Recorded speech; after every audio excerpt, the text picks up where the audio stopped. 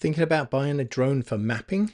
Before you make a purchase, there's one critical thing you need to check: SDK support. Many people buy a drone only to realize later that it won't work with the mapping software they need.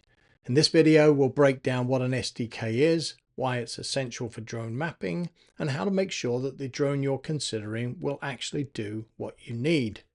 So what exactly is an SDK?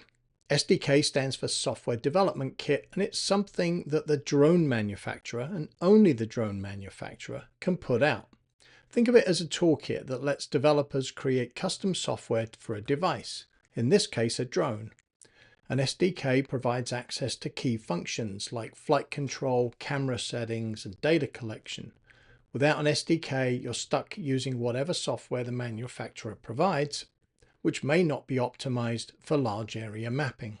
Mapping apps like Drone Deploy, Pix4D, and DroneLink all rely on DJI's mobile SDK to automate the flights and ensure consistent results. Without that SDK, these apps simply won't work with your drone. In simple terms, an SDK acts as a middleman between third-party mapping software and the drone itself.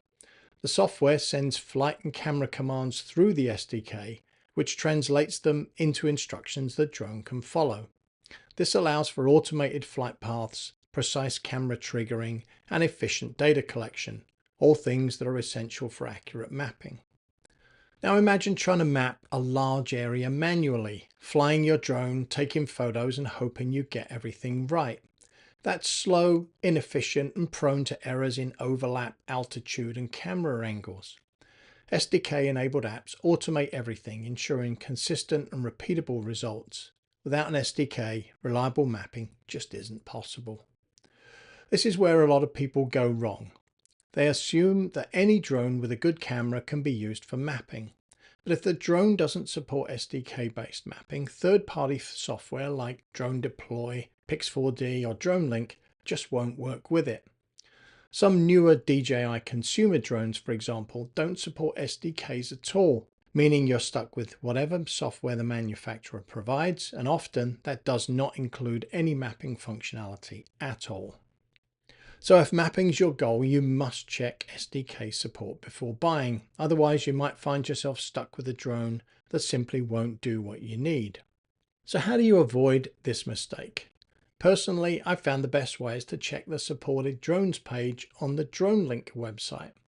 They're usually the first to implement new SDKs, so if a drone is listed there, it's a good sign that it supports third-party mapping apps. They also include notes about limitations. For example, many drones have an SDK, but it only works with Android. Another good resource is the DJI developers site, which lists drones that support the mobile SDK and payload SDK. But in practice, DroneLink's list is a lot easier to understand. If the drone you're considering isn't on the list, it's probably not a good choice for mapping. So to sum up, if you want a drone for mapping, don't make the mistake of buying one without checking SDK support first. Many consumer drones won't work with third-party mapping apps, and by the time you realize it, it's too late. Before you buy, check DroneLink's supported drones list, and if your drone isn't there, look elsewhere. If you found this video helpful, give it a like and subscribe for more drone insights. Have you ever bought a drone only to realize it wouldn't do what you needed? Let me know in the comments, and I'll see you in the next video.